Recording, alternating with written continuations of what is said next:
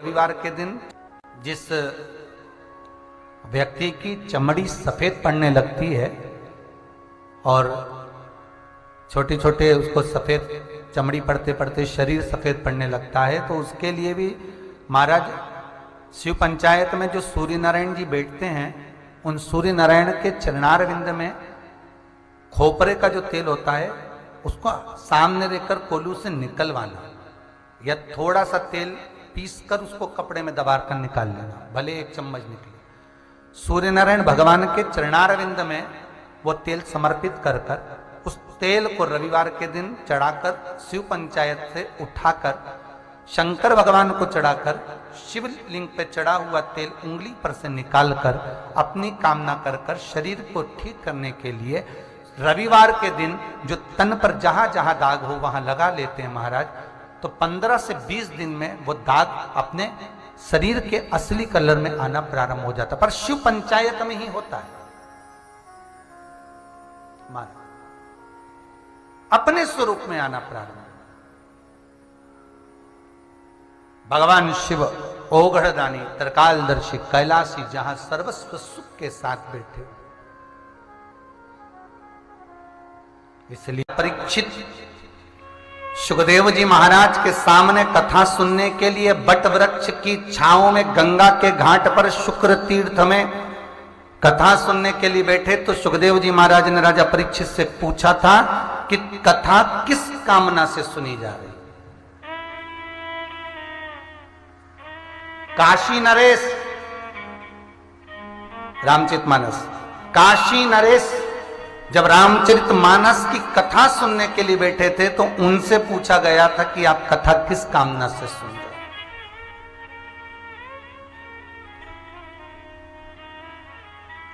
स्कंद पुराण कहती है मनुष्य जो एक बार उनके कान में श्री शिवाय नमस्तुभ्यम तो बोल, और जो श्री शिवाय नमस्तुभ्यम का जाप किया, आकर आप कभी बंसल हॉस्पिटल में आज या कल में जाकर देखना चाहें तो वो दोनों जिंदा हैं, केवल पांव की घुटने की हड्डी और हाथ की हड्डी टूटी है, जिंदा पड़े, जिनकी अंतिम सांसें चल रही है। अकाल मृत्यु वो मरे जो काम करे चंडाल का, और काल उसका क्या बिगाड़े जो भक्त हो महाकाल का। शिव के जो उपासक,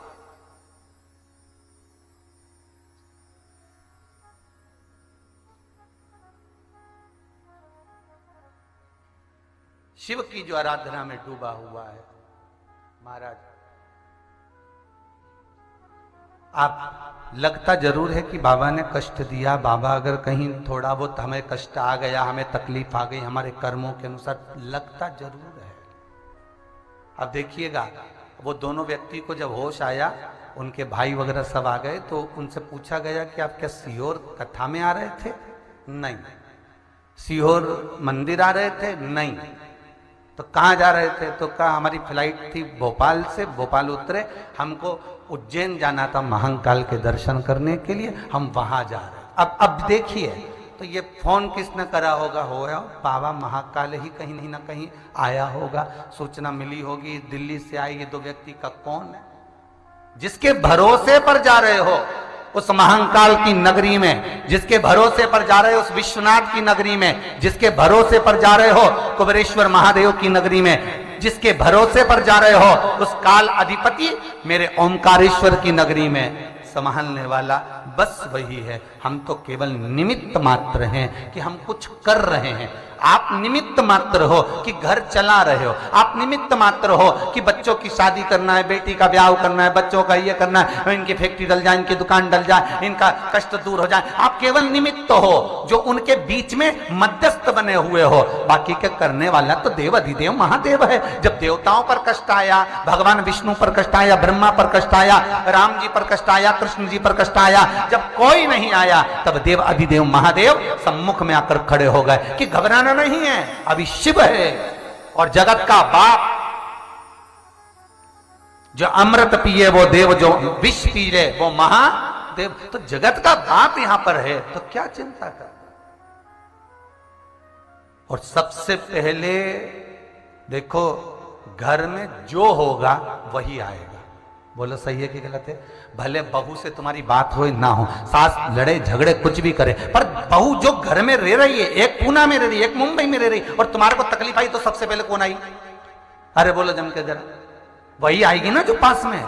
भले कितनी भी नफरत हो, कितना भी दुश्मनी हो, पर पानी तो वही दे ही देगी। अब उसी तरह भगवान विष्णु रहते हैं वैकुंठ में, समझते जाना। ब्रह्मा जी रहते हैं ब्रह्मलोक में, इंद्र रहते हैं इंद्रलोक में, और मृत्यु लोक में पृथ्वी पर कौन रहता है?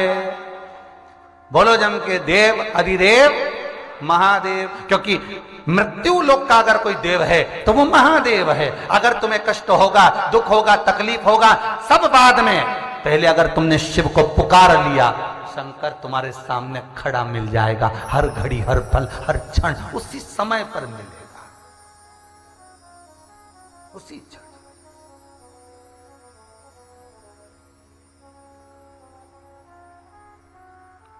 पर हमारी आदत है ना, दूर के ढोल सुहावने, तो पड़ोसन आए तो चाय भी पिलाओ, मौसी सास आए तो रोटी भी खिलाओ, और घर की सास के भले मत पूछो। फिर भी नहीं पूछो तो भी सास सास होती है, भले नहीं पूछा, पर मरने के समय पर वो तुमने पड़ोसन को कितनी भी चाय पिला लो, पड़ोसन को कितनी भी धोख लगा लो, पड़ोसन से कितना भी अचार का पूछ लो, पड़ोसन को कितनी बार भी चप्पल दे दो, कितनी बार भी तुम साड़ी दे दो, पर पड़ोसन अपनी जायदाद का हिस्सा तुमको देगी क्या?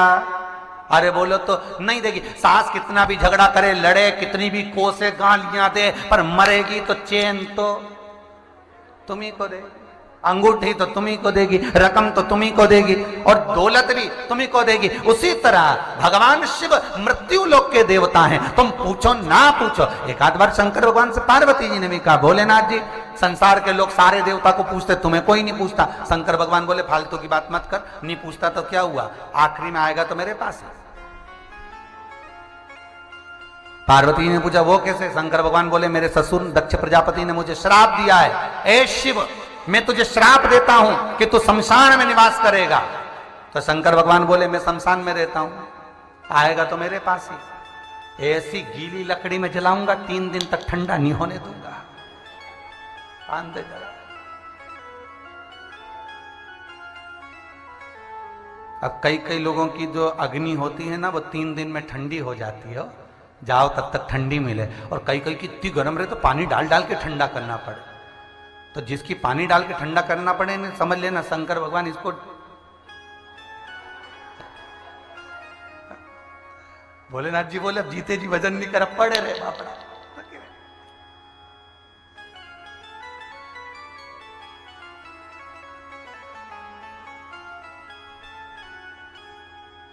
और फिर आग लगाकर सब तीसरे के दिन लीप पोत के कांपे शमशान में, मटकी रख के, एक कुल्हड़ में चाय, अभी तक गिलास में पीती थी अब मट्टी में, एक कुल्हड़ में दूध।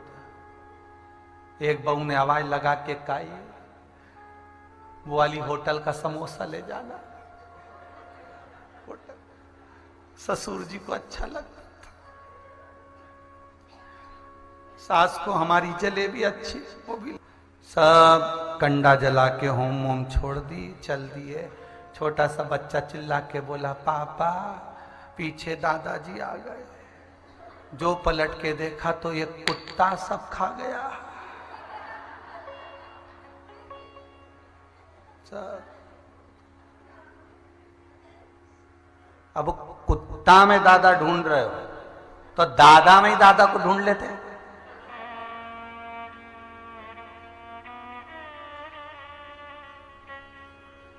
जिंदा था तब मान नहीं, सम्मान नहीं, सत्कार नहीं, आदर नहीं। इस लॉकडाउन में सबसे ज्यादा दुख हुआ है बहुओं को। भले बोल नहीं रही,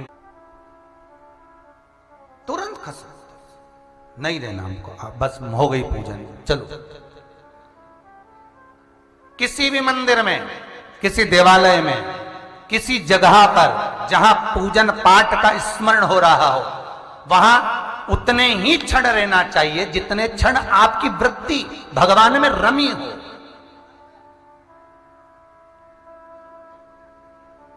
जितनी देर भगवान में रमी हो, उसके बाद में भगवान का तेरा आ गया, पट बंद हो गए, भगवान का सोने का समय आ गया, सब इधर उधर बैठ गए, जहां तेको वहां बैठे गप्पे मार रहे, रसगुल्ला खा रहे, कुछ बोल रहे, चाल रहे, कुछ भी बात हो रही, तो उसका भोग आपको भोगना।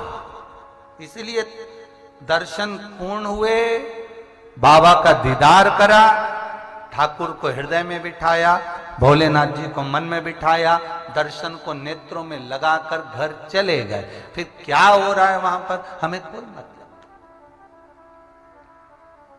उतनी देर तुम्हारी चित्तवृत्ति में शिव होना चाहिए। इसलिए जितनी भी आरतियां बनी हैं, सारी आरतियों में एक कामना छुपाई गई है। तन मन धन सब कुछ तेरा, स्वामी सब कुछ है तेरा, तेरा तुझको अर्पण, प्रभु का प्रभु को समर्पण, क्या लागे मेरा। अब ये लाइन होने के बाद जो अगली लाइन गाई, कितनी चतुरता में कामना जोड़ी गई। मात पिता तुम मेरे, शरण गऊं में किसकी, मतलब बाप की जितनी जागीर वापिस दे दो। आरती की कामना देखिए कितनी विचित्र है। एक तरफ करे तन मन धन, बोलो जरा, सब कुछ प्रभु सब कुछ तेरा तुझको, प्रभु का प्रभु को समर्पण, क्या लागे मेरा। ओम जय जग,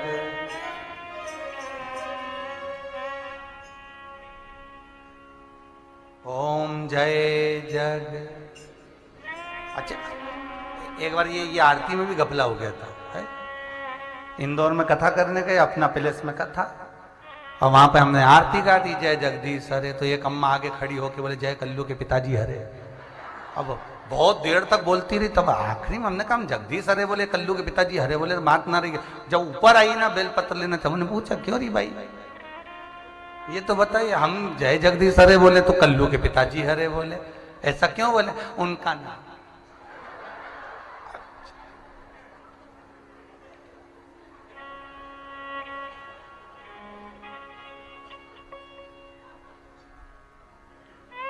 हमने कहा पड़ोसी, छोरा को पकड़ के लाई इके पापा का।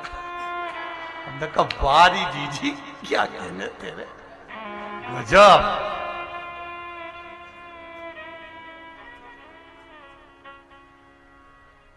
अब ये पूरी एक लाइन पूरी हुई, फिर बाद में कह दिया मात पिता तुम। और जो माता पिता होते हैं, ये नहीं लिखा अड़ोसी पड़ोसी तुम मेरे, क्योंकि अड़ोसी पड़ोसी अपनी जायदाद की रकम नहीं देंगे, अपनी जायदाद का हिस्सा नहीं देंगे, चैन अंगूठी नहीं देंगे, दौलत धन नहीं देगा पड़ोसी, देगा कौन? माता पिता। और बेटा कमाकर अगर बाप को दे भी देता है, बेटा कमाकर अगर मां को दे भी देता है, तो पत्नी को यह नहीं सोचना चाहिए कि तुम सब अपने माँ बाप को दिए जा रहे हो। अरे दे दो, डुकरिया कई छाती पे बांध के ले जाएगी, छोड़ के तो यही जाएगी, क्या टेंशन है, रखा दे। माँ, अब चलो चालू करो। मात पिता तुम मेरे, शरण गऊं। अब मैं किसी की शरण जा ही नहीं सकता, क्योंकि तुम्हारी पढ़ा हूं। बस भगवान भी सोचेगा कितना चतुर है रे। आरती लिखने वाले ने पूरी चतुरता रखी, कामना कहां छुपाई देख लीजिए, और पूरी कामना में आ गया, माता पिता से सब कुछ वापिस प्राप्त कर दिया। शिव कह रहे हैं, शंभु कह रहे हैं अगस्त बाबा से, कुंभज ऋषि से, कि मेरी कामना तो यह है कि मैं राम का दीदार करूं, दर्शन करूं, राम से मिलूं। और सती की कामना क्या है?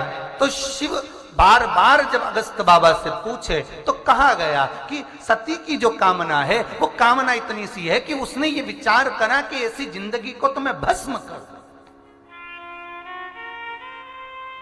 मतलब पक्का है कि ये भस्म होगी।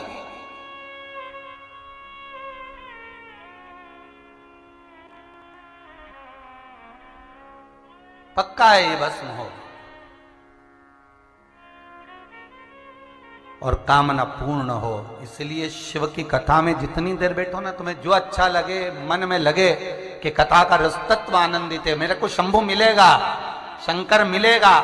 जब मेरा भोलेनाथ एक चोर को कुबेर बना सकता है, लक्ष्मी को नारायण दे सकते हैं, नारायण को लक्ष्मी दे सकते हैं, ब्रह्मा को ब्रह्माणी दे सकते हैं, इंद्र को इंद्राणी दे सकते हैं। भगवान कृष्ण के यहां जब संतान नहीं तो 1,77,186 संतान दे सकते हैं। जो राम जी के लिए पुल बनाकर लंकाधिपति रावण का संहार करवा सकते हैं, वो शंभो, वो शिव मुझे देगा। जब विश्वास रखिएगा, विश्वास। फिर क्यों घबराना? और कथा के मध्य में आपकी कामना, आप अगर 7 दिन कथा सुनने के लिए दूर दूर से आए हुए हो, रुके हुए हो, 7 दिन आपकी कामना होना चाहिए। हमें कोई बेरभाव नहीं, बहुत अलमस्त आनंद में जो भाव मिले उस भाव का आनंद लेते हुए कथा का रस तत्व ग्रहण करो।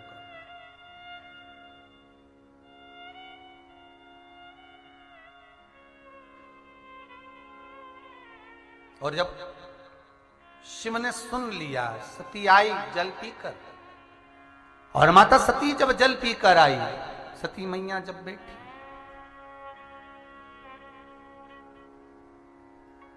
सती माता जब जल पीकर आई, बैठी कथा सुनने के लिए, शंकर भगवान और सती माता जब कथा श्रवण करने के लिए बैठे, महाराज सती मैया का चित्त वृत्ति नहीं रम पाई। बैठी जरूर, आखिरी हुआ क्या, कथा सुनकर जब चले, बीच मार्ग में राम जी का दर्शन हुआ, सीता जी की, राम जी की परीक्षा सती सीतावन कर ले। भगवान शिव ने सोच लिया ये ब्रह्म में डूब गई है, इसने परीक्षा गलत ली, परीक्षा गलत ली, ये ठीक नहीं है, ये अच्छा नहीं है।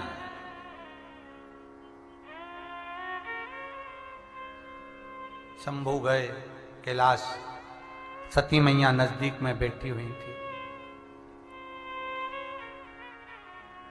शंकर भगवान के गण भृंगी का एक नियम था कि शंकर भगवान की प्रदक्षिणा करते थे भृंगी,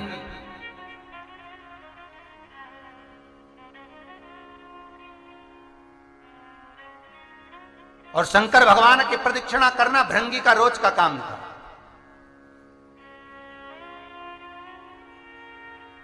प्रतिदिन का कार्य।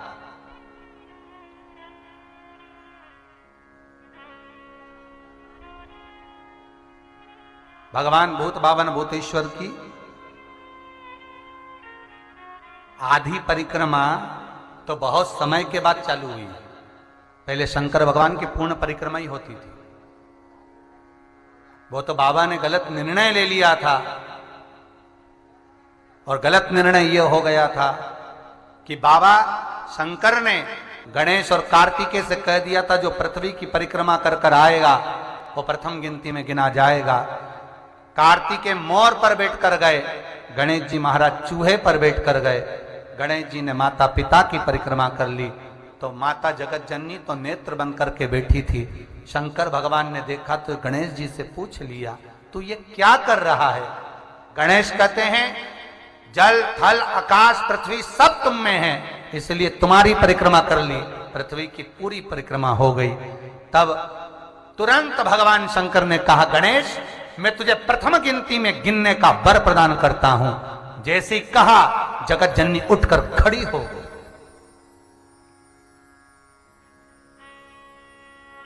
कई बार बहाव में बहकर पति कुछ निर्णय ऐसे ले लेता है कि बाद में खुद ही फंस जाता है।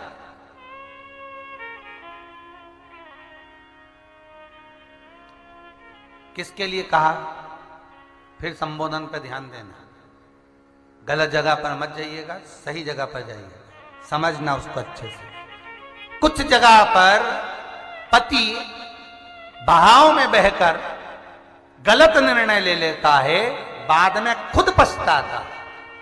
तो एक जगह कथावाची तो एक माता ने लिख के भेजा, यहां पर पत्नी का नाम क्यों नहीं लिखा? तुमने कहा कि पति बहाव में बहकर गलत निर्णय लेता है, तो पत्नी का क्यों नहीं लिखा? तो महाराज, पत्नी कभी बहाव में नहीं बहती और दूसरे को बहा देती, बहाव में नहीं बहती। सबसे ज्यादा पति और पत्नी में अगर कोई कमजोर होता है तो हृदय का कमजोर पति होता है। ध्यान देना, पत्नी भी होती है पर अंदर से थोड़ी जटिल होती है, वो धीरज रख लेती है और इतनी जल्दी वो बहती नहीं है।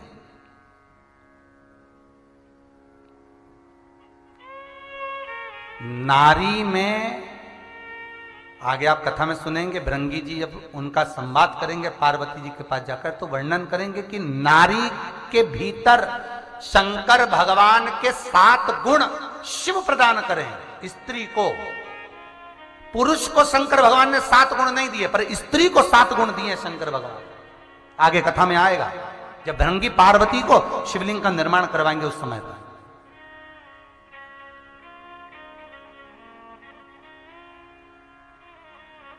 सात गुण भगवान शंकर के स्त्री को दिए गए।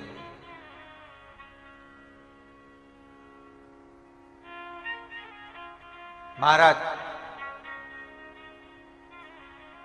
पति बहाव में बहकर कुछ निर्णय गलत ले लेता है, बाद में पछताता, तो शिव कथा कह रही है शंकर भगवान ने एक निर्णय गलत ले दिया कि गणेश को प्रथम गिनती में ला दिया। कार्तिकेय के सामने मां जगत जननी दुर्गा भवानी, मां गौराणी, मां उमा, मां ललिता, मां कात्यायनी, मां कुष्मांडा स्वतः खड़ी हो गई। और जब मां खड़ी हुई, कार्तिकेय ने आकर कहा, मां, पिताजी ने तो गणेश जी को प्रथम गिनती का वर दे दिया। हाँ, कार्तिकेय को गले से मां लगाती तो कार्तिकेय दूर हट गए। मां, आप कुछ बोली नहीं? जगत जननी बोली, बात तो वही है कि मैं सुनी तभी से तो खड़ी हूं।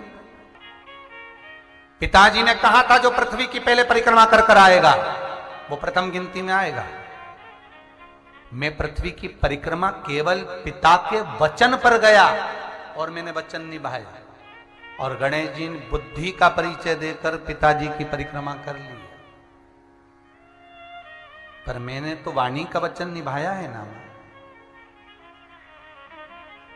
वाणी का वचन निभाया है मैंने।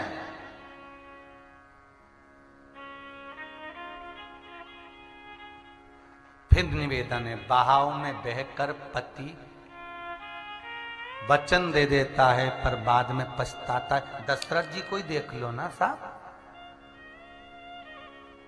कितने सूर्यवंश की पताका को फैलाने वाले धर्मध्वज, वीर ध्वज श्री दशरथ जी महाराज इतने प्रबल योद्धा, इतने प्रखर योद्धा, जो केकई नरेश के यहां गए और वहां पर जब आक्रमण हुआ दशरथ जी पर, तो केकई नरेश की कन्या केकई ने आकर मात्र दशरथ जी जब मूर्छा खाए तो केकई रथ लेकर दूर भाग गई, और जब होश आया दशरथ जी को तो दशरथ जी ने कहा, तुमने मेरे प्राण बचाए हैं, वर मांगो, तुम्हें क्या चाहिए? के कई कहती है, धरोहर में रख लो, बाद में लिया जाए। तो वो भाव में नहीं बैठे नहीं तो राम बन ही नहीं जाते। बस इसलिए सावधान।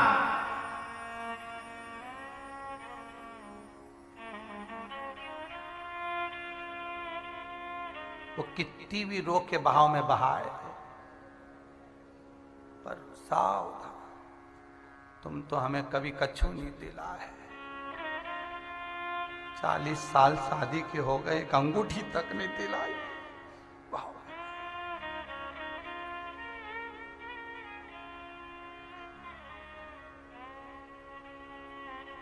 हमारा तो कहना ही नहीं मानते।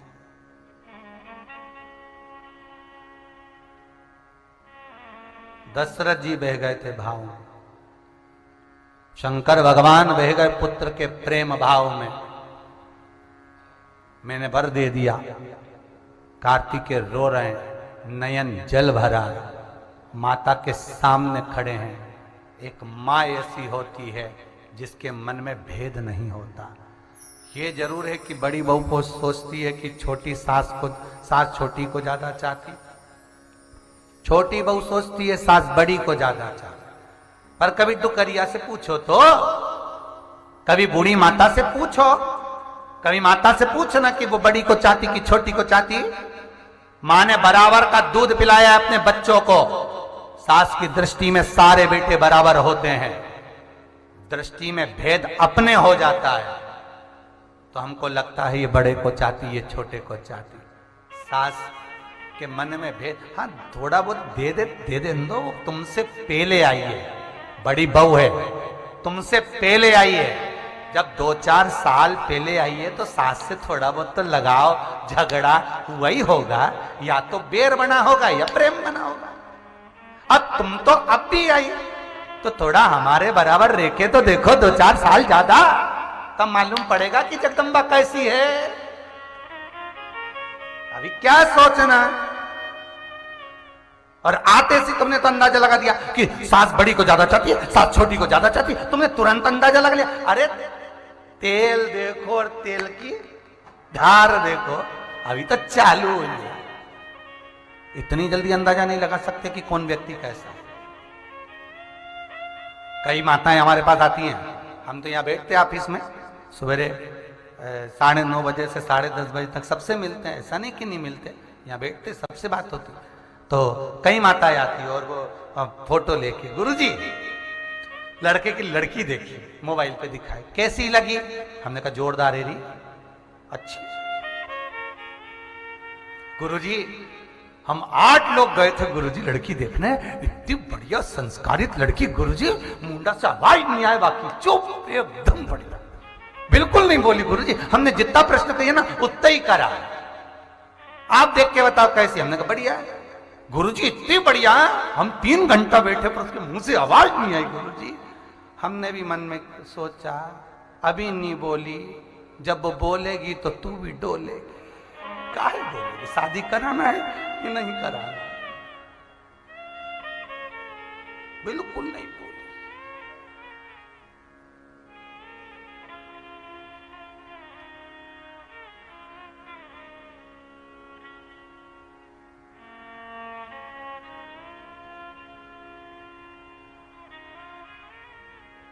पहले के जमाने में बच्चों को डराते थे तो कहते थे बहू आया। आज के जमाने में सासों को डराना हो तो कहते बहू आई, बेचारी खाती खाती। अभी तो गई थी, कहां से आ गई? इतनी पहले के जमाने में लड़की डरती थी कि सास कैसी मिलेगी। आज के जमाने में सास होन बेचारी पसीना छूट जाए, जगदम्बा कैसी आएगी। अब पहले 2-4 बहुएं होती थी, 4-5 लड़के होते थे तो एक आध अच्छी आ जाए, एक आध गड़बड़ आ जाए तो साथ ले, अब ले दे के एक, और वो भी ऐसी निकल जाए राम, खजूर वाली चोटी बना दे। अब उधर सो, अब वो खजूर वाली चोटी बनाए ना तो मैं खजूर के पेड़ पे चढ़ा के, अब क्या करे? हे रे भगवान,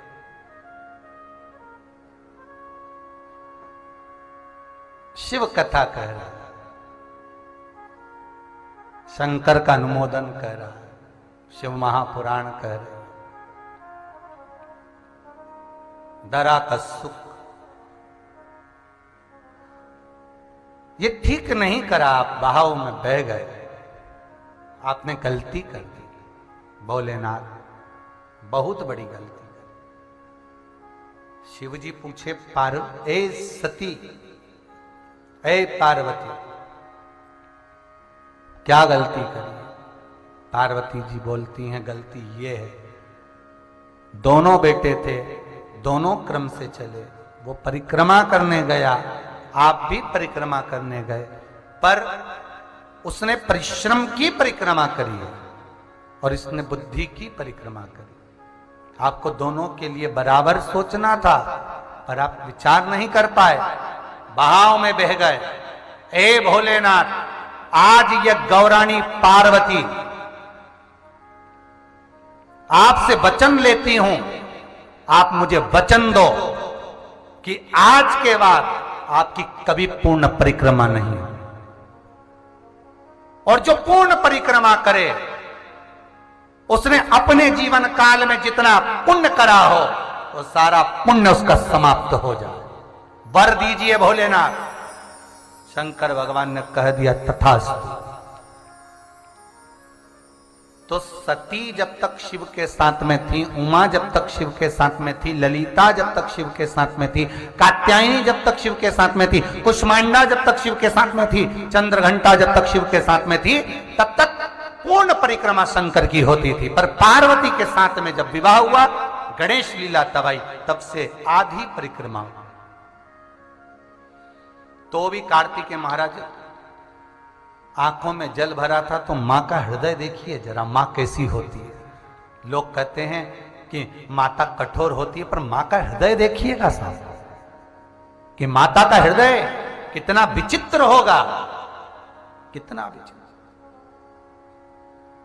और माता का हृदय इतना कोमल था कि मां जगत जननी जगदम्बा, अंबा, मां दुर्गा, मां शेरों वाली, मां पार्वती भगवान शंकर से कहती हैं आप कुछ ऐसा कर दो जिससे गणेश प्रथम गिनती में गिने जाएं, तो मेरा कार्तिकेय भी उसके साथ में पूजा जाए, प्रथम गिनती में, प्रथम गिनती में ही पूजा जाए। ऐसा कुछ करा जाए, ऐसा कुछ किया जाए। शंकर भगवान ने कार्तिकेय को बुलाया और कार्तिकेय के ऊपर हस्त कमल रखकर शंकर भगवान ने उसको श्रीफल का रूप दे दिया। काय का रूप दिया? श्रीफल। श्रीफल मतलब नारियल। भगवान शिव ने कहा सुनो जगदम्बा, हे पार्वती, जहां जहां पर गणेश की पूजन होगी प्रथम गिनती में, वहां पर इस श्रीफल को पहले रखा जाएगा।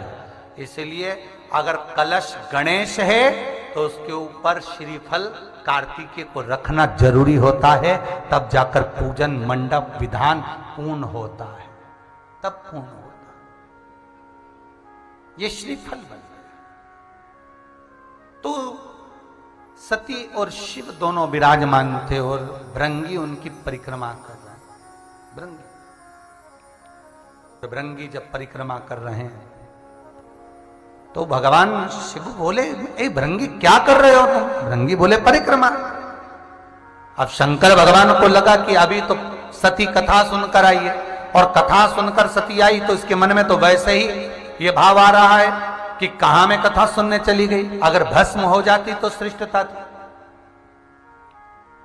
और ऊपर से ये भृंगी लगा तो केवल मेरी परिक्रमा कर रहा है। तो शंकर भगवान ने भृंगी को बुलाकर कहा, रे भृंगी एक काम करो, अगर तुम्हें परिक्रमा करना है तो शिव और सती दोनों की करो, शिव और शक्ति दोनों की करो। नहीं नहीं नहीं, मैं तो केवल आपकी परिक्रमा करूंगा। ये भृंगी के शब्द, मैं केवल आपकी परिक्रमा करूंगा और मैं सती माता की परिक्रमा नहीं कर सकता। ये आद्य शक्ति जगदम्बा है,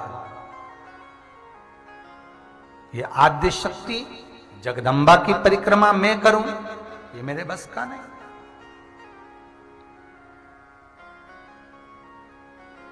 जब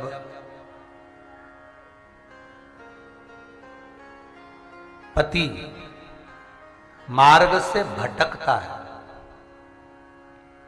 किसी अन्य स्त्री के चक्कर में आ जाए या कोई अलग जगह उसकी व्यसनता, उसकी दोस्ती बढ़ती जा रही है, जुए में रमने लगा है, गलत कर्म में जाने लगा है, उस पति को सही मार्ग पर लाने के लिए ताने नहीं दिए जाते, गाली नहीं दी जाती, झगड़ा नहीं करना चाहिए। एक काम करना चाहिए, जहां पर शिव पंचायत बैठी है। शिव पंचायत में कौन कौन होता है?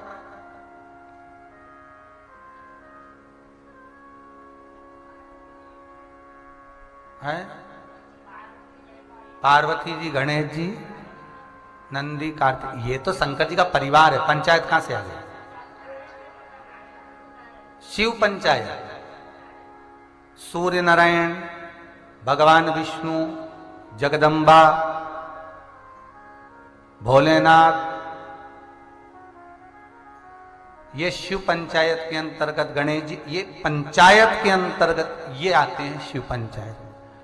तो शास्त्र कहता है जिस मंदिर में शिव पंचायत बैठी हो, उस मंदिर में देवी जी के सामने एक पान के पत्ते पर अपनी कामना कर कर पति जिस नारी या किसी के चक्कर में फंसा हो, उसका नाम लेकर, पति का नाम लेकर, एक पान के पत्ते में देवी के सामने माखन रख दो, दूसरा पत्ता मंदिर के पीछे, उसमें भी माखन रख दो। महाराज, कुछ बोलना नहीं है, चालना नहीं है, पति को यहां जरूर कामना करना शिव पंचायत। और पंचायत में जाकर, जगत की पंचायत में पंचायती नहीं करना, शिव पंचायत में पहुंचकर अपनी बात पंचों के सामने रख देना। बस 3 महीना इंतजार करना। ऐसी फूट पड़ती है, ऐसी फूट पड़ती है कि वो एक दूसरे का मुंडा ही नहीं देखे, बापड़ा, और वो सामने आए नहीं, वो चप्पल लेके दौड़े, और वो कुछ बोले तो वो गाड़ी लेके धुने। बस अपने चाहिए ही क्या? अरे बोला तो सही है, बस बात कर। वो उधर झगड़ा करे, इन्हें प्रेम बढ़े। अब कई माताएं कहती है गुरुजी हमने तो देवी जी के मंदिर, अरे देवी जी के मंदिर, शिव पंचायत में अपनी बात पंचों के सामने पहुंचना चाहिए। पंचों के सामने पहुंचेगी तब तो काम होगा। अब तुम तो सोचा अपने घर में ही कर लो, और सारे उपाय घर में कर लिए, और सोचे कि काम ही नहीं हो रही, हमने तो करा, हमारा तो काम ही। तो हमने पूछा कहां करा? तो कि घर में ही करा। तो घर में कोई हो, घर में तुम्हारी पंचायत खत्म नहीं हो, तुम्हारी शिव पंचायत कहां से? शिव पंचायत में जाकर के, और जब आप शिव पंचायत के अंतर्गत, महाराज शिव पंचायत के मंदिर बहुत कम होते हैं, पर अपने हृदय की बात रखने के लिए शिव पंचायत में बात कहना जरूरी है। भगवान शिव ओघड़दानी, त्रिकालदर्शी, कैलाशी, अविनाशी, शंभो प्रभु।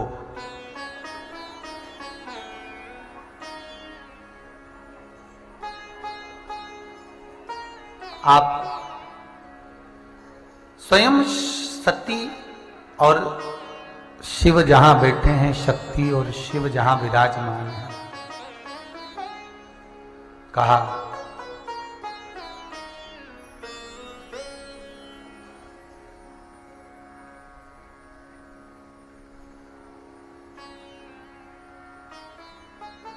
ए भृंगी, यदि तुम, हे भृंगी, यदि तुम मेरी अकेले की परिक्रमा करते हो तो ये सती को ठीक नहीं लगेगा, सती को श्रेष्ठ नहीं लगेगा।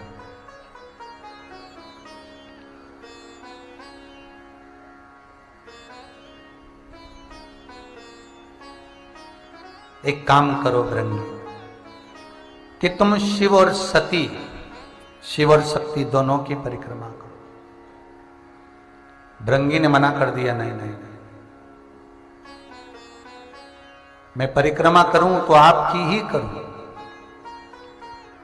आद्य शक्ति मां जगत जननी जगदम्बा की अगर मैं परिक्रमा करता हूं तो वो श्रेष्ठता नहीं होगी।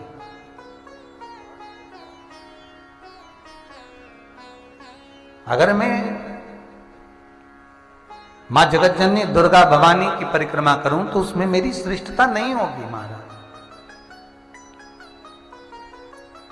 भृंगी कहते हैं मैं केवल आपकी ही परिक्रमा करना चाहता हूं। नहीं माने, भगवान शिव ने फिर समझाया, भृंगी नहीं माने।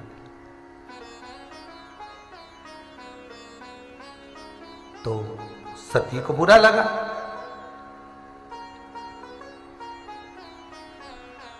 कि मेरे को छोड़कर भृंगी शंकर जी की परिक्रमा कर रहा है, ये ठीक नहीं है। तो पार्वती जी थोड़ी नजदीक में सरक गई, शिव जी के पास में सती माता नजदीक आ गई। अब जैसे ही सती माता नजदीक आई तो भृंगी को लगा कि अब परिक्रमा कैसे होगी, मैं तो इधर से निकल कर जाता तो शंकर जी की परिक्रमा हो जाती, अब करा क्या जाए। तो भृंगी ने ले लिया एक भंवरे का रूप। अब इतना बड़ा रूप रखकर तो बीच में से नहीं जाया जा सकता, तो भंवरा बनकर जाऊंगा तो बीच में से परिक्रमा कर कर निकल जाऊंगा। अब भृंगी भंवरा बन गया और भंवरा बनकर जहां सती और शिव बैठे थे उनके बीच में से थोड़ी सी सर भंवरा बनकर उसमें से निकलने लगे।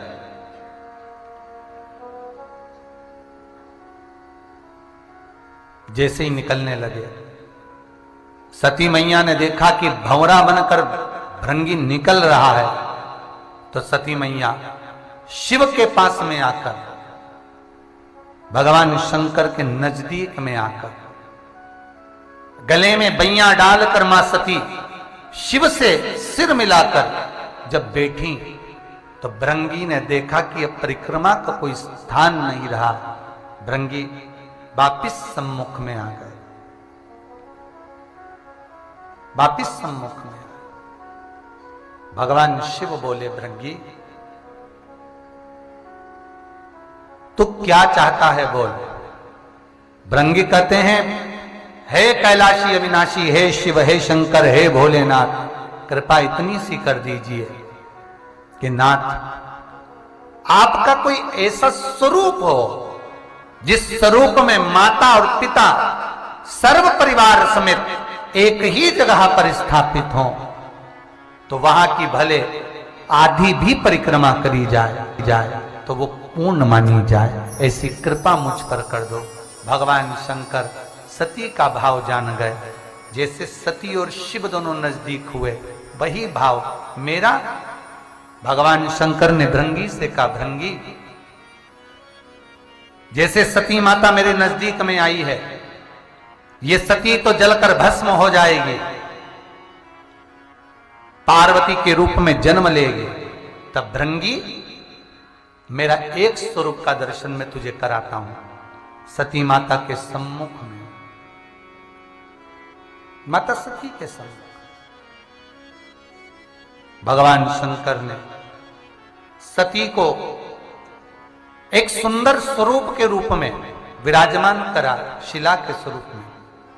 जहां सती माता का हस्त कमल नजर आ रहा था, उसी स्वरूप पर भगवान शंकर गोदी लगाकर, पालकी लगाकर हस्त कमल पर विराजमान हुए। तब उस स्वरूप का दर्शन जो भृंगी ने करा, यही जलाधारी और शिवलिंग का दर्शन था। ए भृंगी, जब सती पार्वती बनकर जन्मेगी, उस समय पर जब पार्वती का हृदय चित्त विचलित ना हो और पार्वती शिव की आराधना में जब डूबे, घोर तप माता पार्वती करे शंकर को पाने के लिए, तो शंकर मिलने वाले नहीं हैं। पर यदि यही पार्वती जो स्वरूप का दर्शन मैंने भृंगी तुझे दिया है, ऐसा स्वरूप का निर्माण कर कर यदि पार्वती पूजन करेगी तो उसको ये महादेव शीघ्र प्राप्त होगा।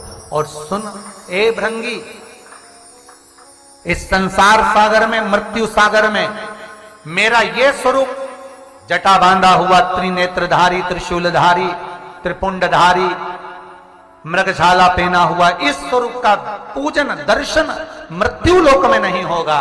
मृत्यु लोक में अगर दर्शन होगा तो जो तुझे मैंने दर्शन दिया है, यही गौरा और शिव का सुंदर सती और शिवलिंग का दर्शन तुझे मृत्यु लोक में होगा।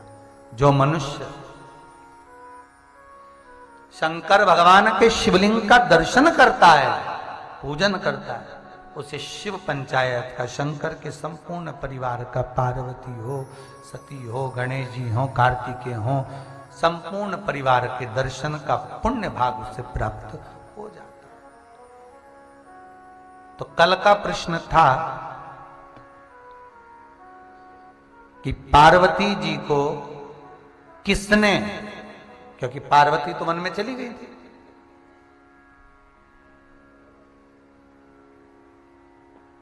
पार्वती मैया तो चली गई। उन्होंने तो देवऋषि नारद के मुख से सुना था कि अगर ये शिव का स्मरण करे, शंकर का अनुमोदन करे, शिव का रसतत्व ग्रहण करे, शंकर की पूजन करे, शंकर का नाम जाप स्मरण करे, तो इसे शिव मिल जाए। नहीं तो पति तो मिलना है, भस्मी रमाने वाला, जटाजूट बांधने वाला, मृगशाला पहनने वाला, तो जाए। 6 वर्ष की आयु में मां जगतजननी जगदम्बा माता पार्वती 6 वर्ष की आयु में वन में जाकर शिवलिंग का निर्माण कर कर भगवान शंकर की आराधना कर। कौन बनाना सिखाया? आपको ज्ञात होना चाहिए कि पार्वती मैया को शिवलिंग का निर्माण करना किसने सिखाया था? तो का भृंगी स्वतः एक ब्राह्मण का रूप रख कर आए थे, और भृंगी देव ने, भगवान शिव के गण भृंगी ने, भगवान शिव के गण भृंगी ने मां जगतजननी जगदम्बा के सामने पहुंचकर, छोटी सी जगदम्बा मात्र 6 वर्ष की आयु माता पार्वती की है, नयनों में सुरमा मां लगाई है, होठों पर लाली है मां के, नाक में नथनी है मां के, सुंदर बोर माता के मस्तक पर, हाथ में चुड़ला, पांव पैजनिया, सुंदर लहंगा, सुंदर चोली, सुंदर चुंदड़ी मां धारण करी है, और सुंदर कानों में कर्णफूल मां के पड़े हुए हैं, गले में सुंदर सुंदर हसली हरवे पड़े हुए हैं, कमर में करधनी मां 6 वर्ष की आयु की वो कन्या, इतनी सुंदर प्रतिबिंब है मां का, इतना सुंदर। एक माता जी प्रश्न कर रही थी, आज सवेरे उनका प्रश्न था, क्या कुंवारी कन्या शंकर भगवान के शिवलिंग का पूजन कर सकती है? शिव महापुराण, स्कंद पुराण, सारी पुराण कहती है पार्वती मैया मात्र 6 वर्ष की थी। बांस, बांबू जब तक गीला रहता है उसको कैसे भी नमा सकते हो, और बांबू बांस जब सूख गया उसको नमाओगे तो टूट जाएगा। बच्चों को संस्कारवान बनाना है, बच्चों को संस्कारित बनाना है, तो जब तक वो बाल्यावस्था में हैं, छोटे हैं, उस समय पर उनको संस्कारित बनाया जा सकता है। और बच्चे जब अपनी उम्र पर आ जावे, एक अवस्था बढ़ती चली जावे, 10th क्लास में आए, 12th क्लास में आए, धीरे धीरे वही बच्चा 8th क्लास तक रहता है तो तुम्हारी सुन लेता है, 9th तक भी रहता है तो तुम्हारी साध कर सुनकर चलता है, 10th क्लास में आता है, मित्र दोस्त बढ़ते हैं तो उसको ये लगने लगता है मेरा मान सम्मान हो, 4 दोस्तों के सामने मेरे माता पिता चिल्लाए ना, कोई आवाज ना लगाए, घर के नाम से ना पुकारें। 12वीं क्लास तक आता है तो और उसकी पोजीशन बढ़ने लगती है नवयुवक बच्चों के साथ में। फिर कॉलेज में आता है, जो उसको घर के नाम से पुकारता है उससे बात करना बंद कर देता है। घर में ज्यादा चिल्ला चोट करते हैं तो बात करना बंद कर देता है, दोस्तों को समय देता है, दोस्तों को मोबाइल पर लगे रहता है, मित्र दोस्तों से बात करता है, घर के लोगों से बात नहीं करता। बाहर रहेगा तो इतना खुश रहेगा, फुल एंजॉयमेंट जिंदगी जिएगा। घर के अंदर ऐसा आएगा जैसे लोगों ने 4 जूते मारकर भेज दिया है।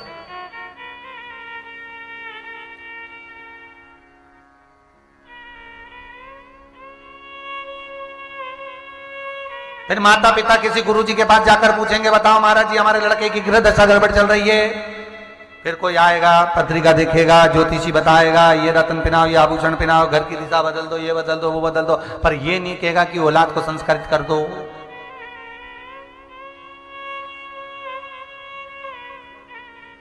बच्चों को कार दिलाने की जगह संस्कार दिलाओ। कार दिलाओगे तो बच्चे बेच कर खा जाएंगे, संस्कार दिलाओगे तो बच्चे कारों की लाइन लगा देंगे। अगर संस्कार हैं तो कार शोभा देती है। महाराज,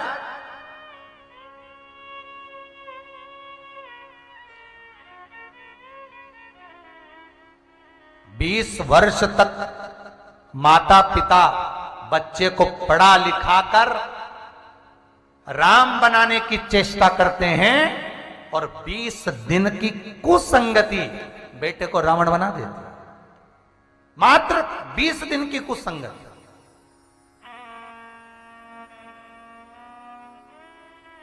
दो बच्चों को संस्कार दो।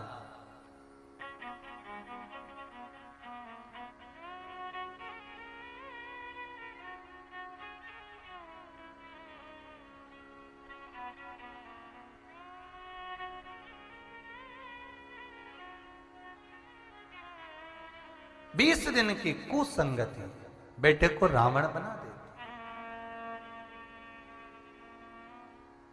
पढ़ाओ, अपने बच्चों को खूब पढ़ाओ,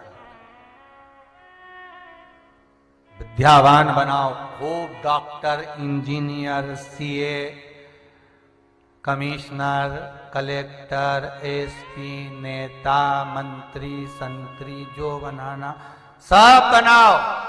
पर हाथ जोड़ निवेदन है, अपने बेटे को सबसे पहले संस्कारित बनाओ। ये सब बन भी जाएगा, संस्कार नहीं होंगे तो रोटी कौन ला कर देगा, सेवा कौन करेगा। खूब पढ़ाओ दिल से। भगवान ने धन दिया हो तो बच्चों को अच्छा पढ़ाना चाहिए। बेटा हो चाहे बेटी, खूब दिल से पढ़ाओ, खूब पढ़ा, पर थोड़ा संस्कार। है बेटा, चलो लोटा भर के पानी लो, शिव जी के मंदिर जाओ, उठाओ जल, सूर्य नारायण भगवान को अर्घ दो, सिर पे तिलक लगाओ। अरे मम्मी कोई फैशन, सिर पे तिलक लगाओ। सबको प्रणाम करो।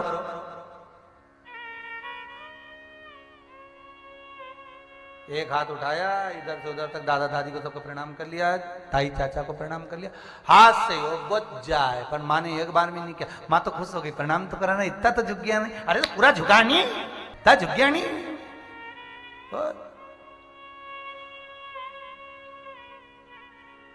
इतने में खुश हो गई हो, मेरा बेटा तो इतना झुक गया। अरे पूरा झुका, अभी उम्र है। घुटने टिकवाओ, प्रणाम करो, नमन करो। क्या झुक गया, झुक गया, इतना झुक गया। सिखाओ बच्चों को, संस्कार श्रेष्ठ हो तो जीवन आप रूप सार्थक हो, जीवन की सार्थकता बनेगी।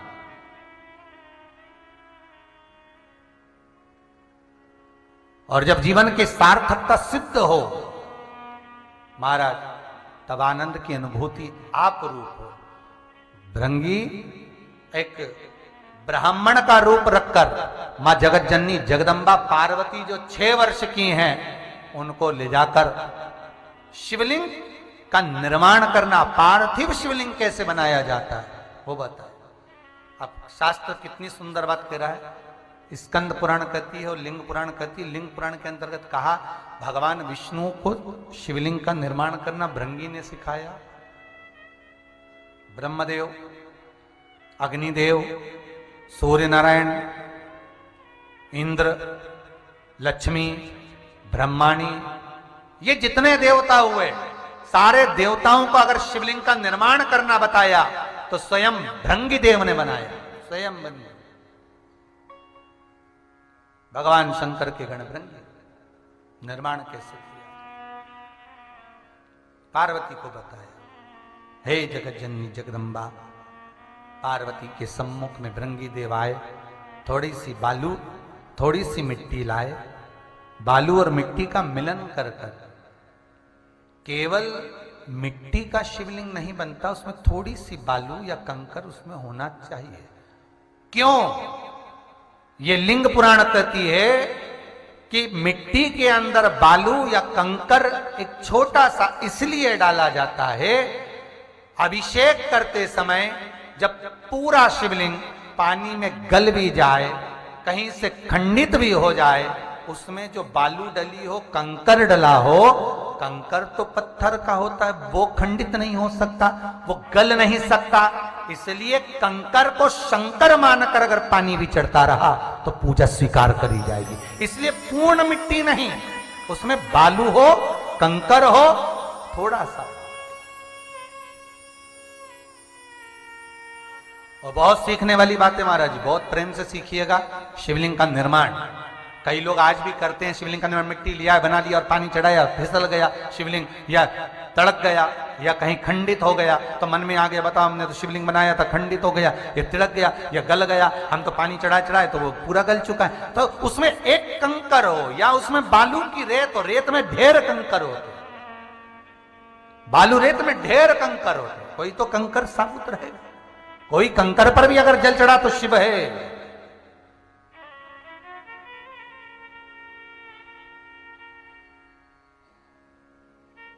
शिवलिंग का निर्माण करना भृगु देव बता रहे हैं।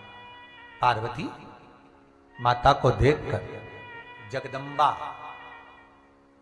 ये जो शब्द है जगदम्बा, ये शब्द भृंगी देव ने माता को दिया है।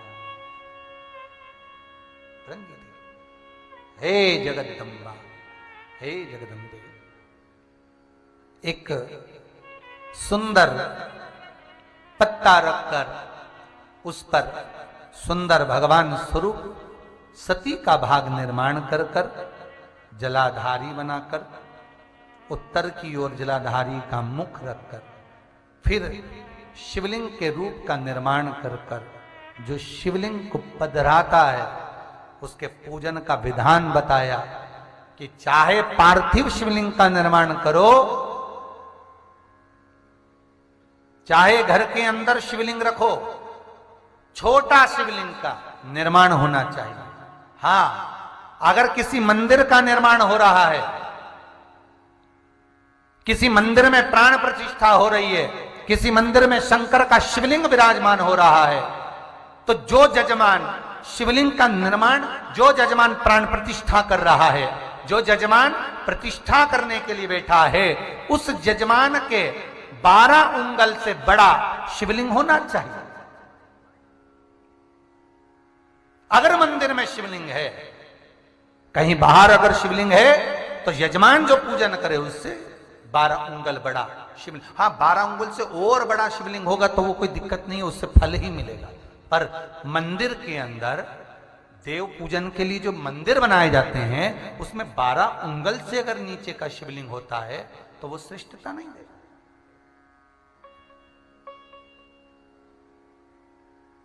12 उंगल से बड़ा शिवलिंग का फिर निर्माण करो महाराज। उससे बड़ा होगा चल जाएगा, उससे और बड़ा होगा चल जाएगा, पर उससे छोटा जो जजमान प्राण प्रतिष्ठा कर रहा है, जो जजमान प्रतिष्ठा कर रहा है, तो पंडित भी कर देते हैं, ब्राह्मण चतुर कर देते हैं, ये शिवलिंग छोटा है, इतना बड़ा नहीं चाहिए, उससे बड़ा होना चाहिए। जो जजमान पूजन करे उसको उसका फल मिले, उसको पुण्य फल प्राप्त।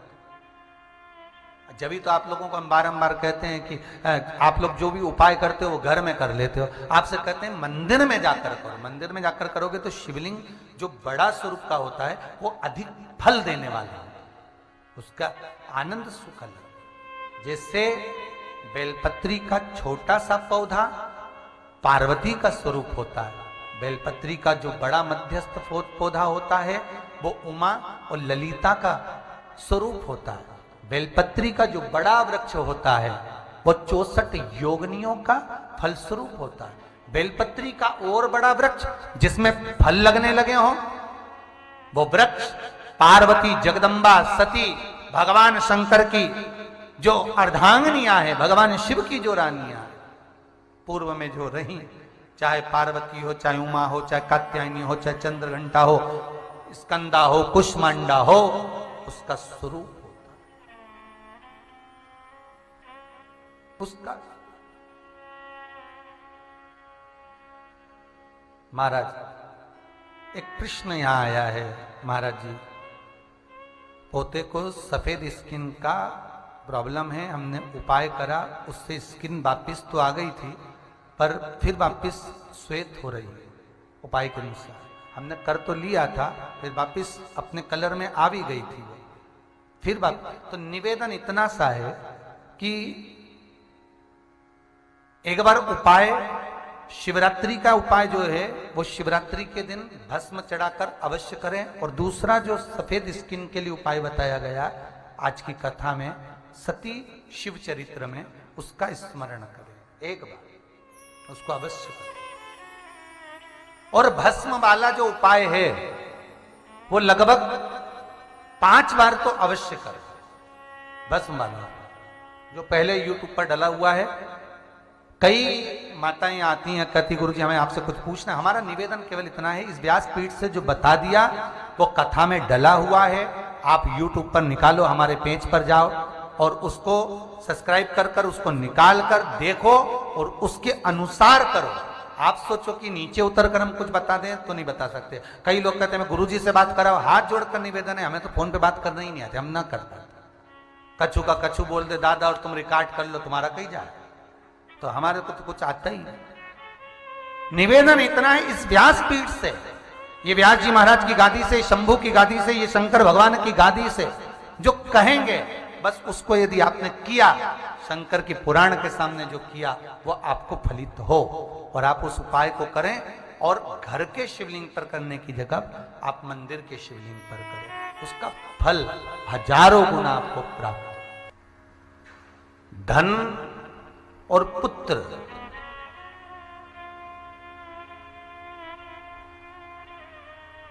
धन और पुत्र तो एक पापी के घर में भी होते हैं,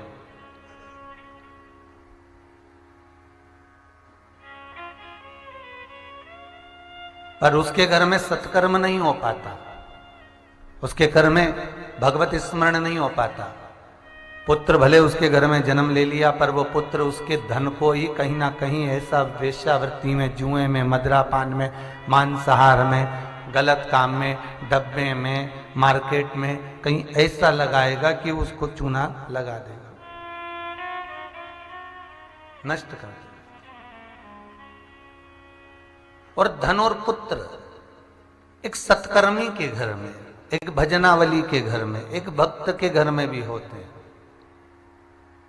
पर वो धन को कहीं अतिथि के आदर में, सम्मान में, सत्कार में, पुत्र को उसके चरणारविंद में रमा देता है। तो शरीर तो बारंबार मिल जाएगा, अभी हो सकता है ये योनि मिली, अगली और कोई सी भी योनि मिल जाए, कोई भरोसा है क्या?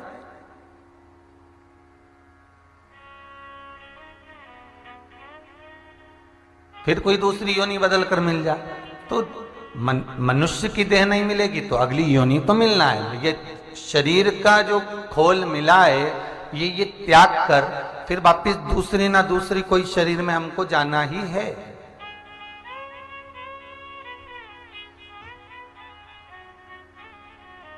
पर 84 लाख योनियों में केवल एक मनुष्य की योनि ही ऐसी है जिसमें हम भगवान का भजन कर सकते हैं, जिसमें हम कथा स्मरण कर सकते हैं। और उसके बाद जितनी योनियां मिलेंगी, कहीं हम श्वान बन रहे हैं, कहीं हम सुंगर बन रहे हैं, कहीं पक्षी बन रहे हैं, कहीं पशु बन रहे हैं, कहीं जलचर, कहीं थलचर, कहीं वायुचर, ना जाने कितनी कितनी योनियां काटने के बाद जो ये मानव का शरीर मिला है, और मानव का शरीर छूटने के बाद फिर जो योनियां मिलने वाली है, उसकी कोई गारंटी नहीं है कि तुम उसके बाद में, इस मनुष्य शरीर के बाद में भगवत भजन कर पाओ ना कर पाओ।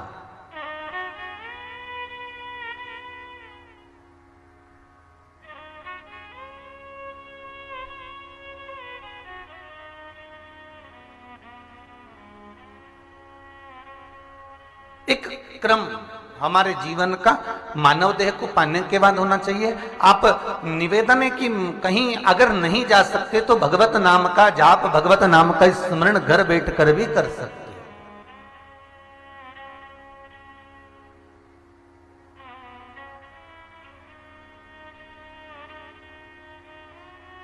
एक पत्नी पति को रोज ताने देती थी, आड़ा टेढ़ा बोलती थी, खूब आड़ा टेढ़ा बोले, खूब ताने दे।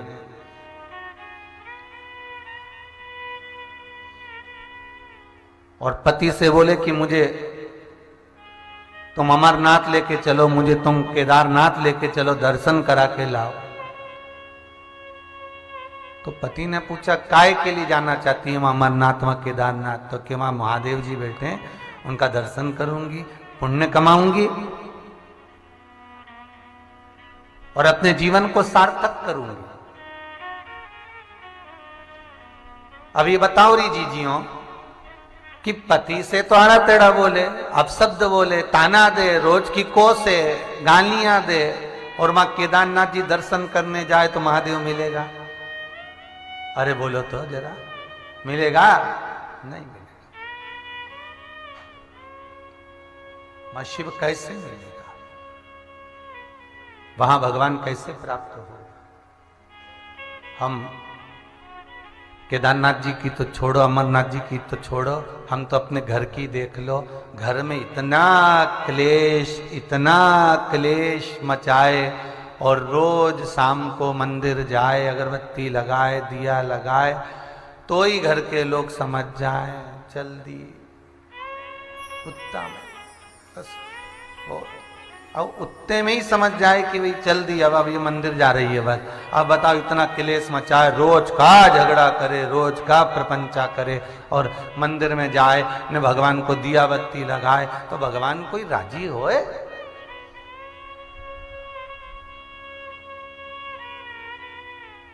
कपड़े बदलने की जरूरत नहीं, भगवान को पाने के लिए मात्र कलेजा बदलना। कपड़ा कौन से कलर का पहने हो, कपड़ा किस तरह का पहने हो, भगवान वो नहीं देखेगा। अंतिम समय में तो एक ही कपड़ा सफेद या लाल उड़ा दिया जाता है, भेज दिया जाता है, और वो भी शिव के धाम में जाने के बाद, शमशान में पहुंचने के बाद वो भी उतार दिया जाता है, वो भी समाप्त। बस केवल जैसे माता के गर्भ से जन्मे थे वैसे कि वैसे ही हमको जला दिया जाता। फिर भी इतना अभिमान में मनुष्य जीता है, जब बात करो तब कह दे मेरी फैक्ट्री है, मेरी दुकान है, मेरी जमीन है, मेरी जायदाद है, मेरी पत्नी, मेरे बच्चे, मेरा परिवार, मेरा परिवार। जोड़ जोड़ के मर गया इतना अहंकार में, और आखिरी में मालूम पड़ा सब धरा की धरा रह गया और शमशान में राख का ढेर बन गया। कहां गया?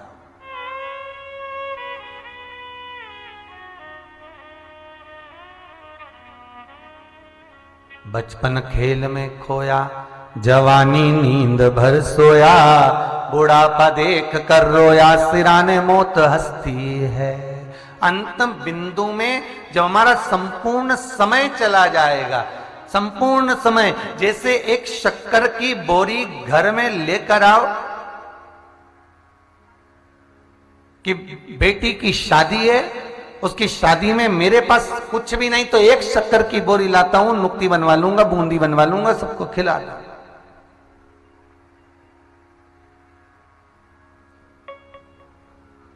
और मालूम पड़े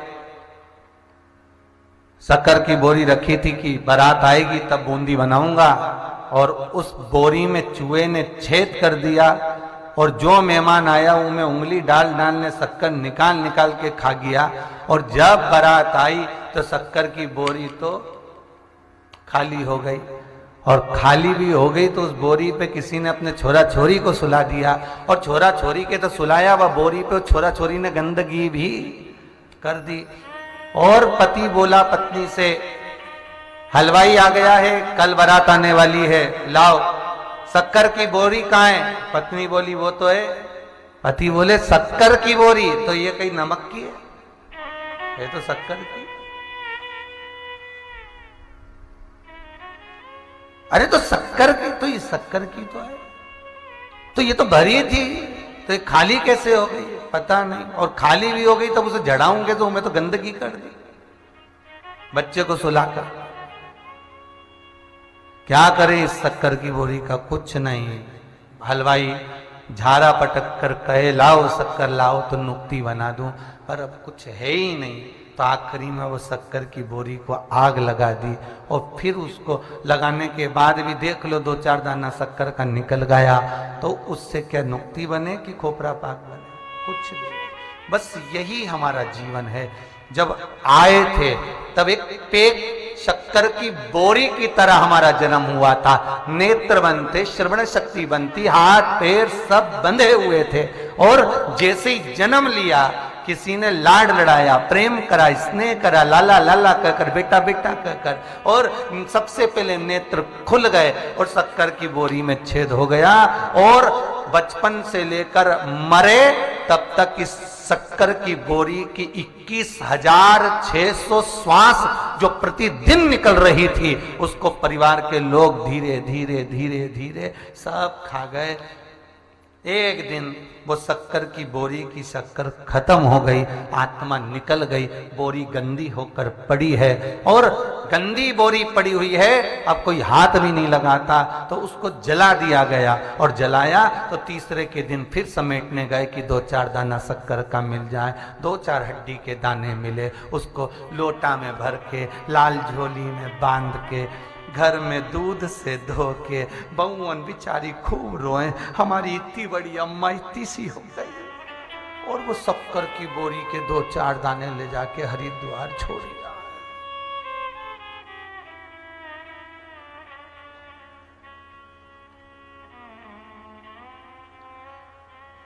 जब तीसरे के दिन खारी समेट के लाए नहीं होती थी हड्डी के टुकड़े, तो शमशान में लोग बड़ी विचित्र बात करते हैं, अम्मा की खोपड़िया मिल गई, इतना बड़ा टुकड़ा अम्मा की खोपड़िया का है। फिर कोई कहे अम्मा की उंगली रख लो, लाल वाली झोली में रखो। सारी राख एक साइड, और जो हड्डियों के थोड़े बहुत टुकड़े मिलते ना, उनको अलग झोली में भरा जाता। ये अम्मा के पांव की उंगली है, रख लो। अम्मा के दांत अब ऐसे संभाल के रख रहे, तो मन में आया एक बार मुंह से कह दे कि पूरी अम्मा को ही रख लेते। काय को आग लगाई, क्यों आग लगाई?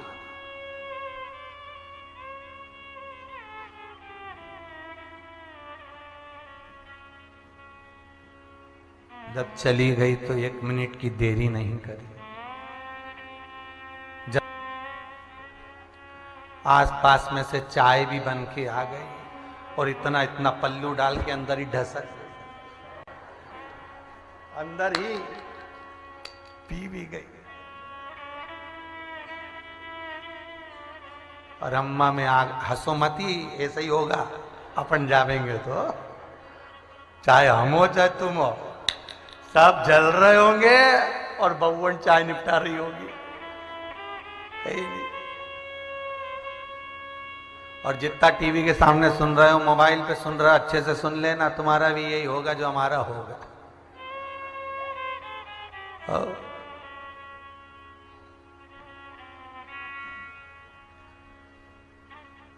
बस तेरा दिन याद करे, क्यों रे मन सुमिरन क्यों नहीं करे। केवल तेरा दिन, उसके सिवाय कोई नहीं पूछेगा कौन कहां गया, कैसा था, क्या हो गया था, कोई नहीं पूछेगा।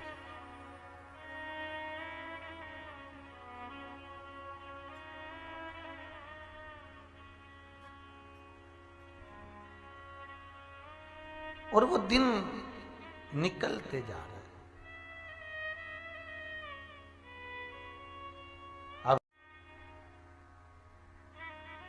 एक गुरु से एक चेले ने पूछा, गुरुवर इस संसार सागर में स्वयं रामकृष्ण परमहंस जी से पूछा गया कि संसार सागर में आप इतनी मस्ती में कैसे जी लेते हो?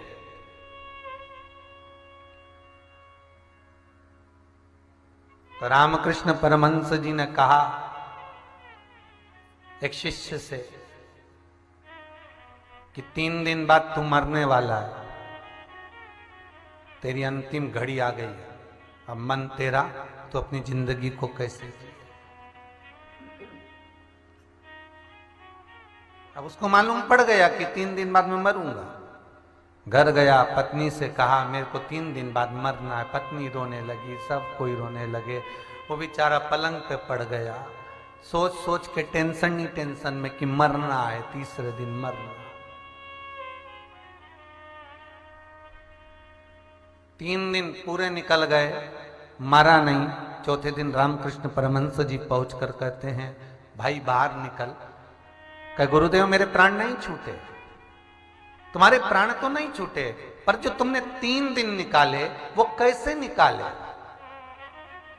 तो कहा गुरुजी अब कैसे निकलेंगे? रो रो के निकाले कि मरना तो है। बस रामकृष्ण परमहंस जी कहते हैं कि जिस दिन मनुष्य का जन्म होता है, पहले भी कथा में कहा, माता के गर्भ से जब बच्चा जन्म लेता है, उसकी जब नाल कटती है, नाल कटने के समय पर उसकी मृत्यु की तारीख, तिथि, दिन, घड़ी, पल, स्थान निश्चित कर दिया जाता है कि तू इतनी तारीख को इतनी बजे इस जगह पर तेरे प्राण छूटेंगे। जब मृत्यु सिर पर चल रही है और मालूम है कि मरना तो है, आज नहीं तो कल, तो अपनी जिंदगी को क्यों रोके निकाले साहब? अपने जीवन को प्रसन्नता में निकालिए। भगवान शिव का स्मरण करते हुए, भगवान शंकर का अनुमोदन करते हुए, शिव नाम का जाप करते हुए, भगवान शंकर के चरणारविंद का रस तत्व ग्रहण करते हुए, भगवान देव अधिदेव महादेव का चरणारविंद का रस तत्व ग्रहण करते हुए जब ये मनुष्य की देह निकलती है, तो फिर हमारे किए गए जितने कर्म हैं, जितने पाप हैं, भगवान शंकर के चरणारविंद का रस तत्व करने से वो समाप्त हो जाते।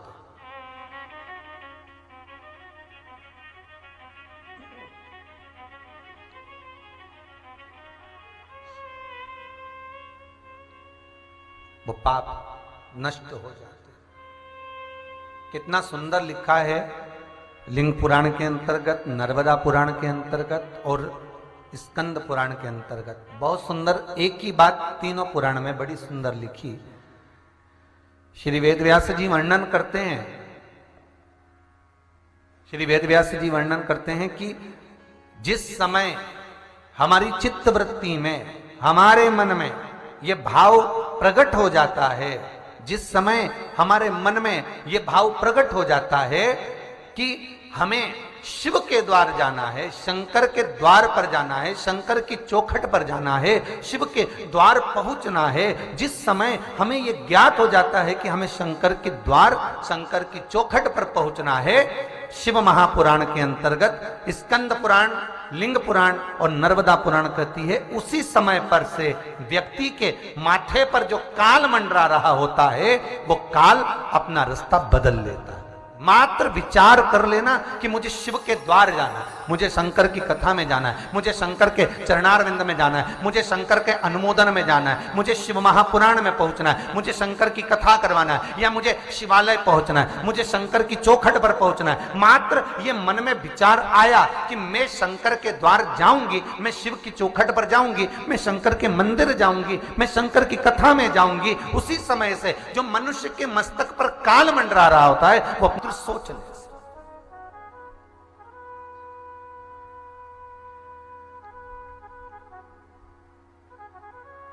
भाई हमारे पुराण तो यहां तक कहते हैं कि 5 बार मुख से काशी काशी बोल लो तो भी काल पीछे हट जाएगा।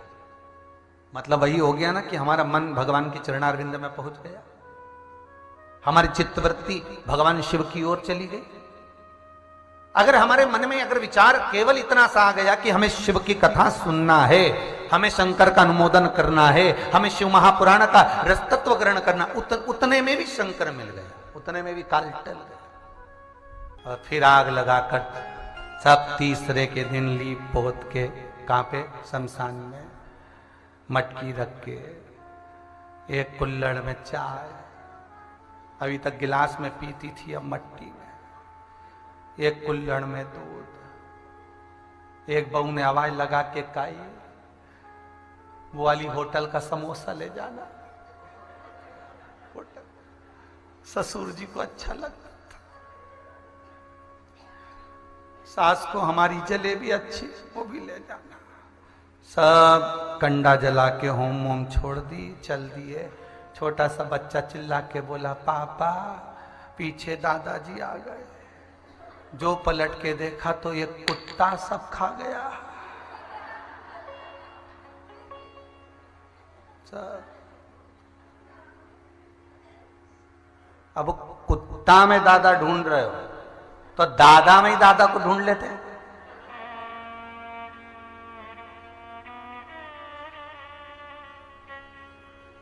जिंदा था तब मान नहीं, सम्मान नहीं, सत्कार नहीं,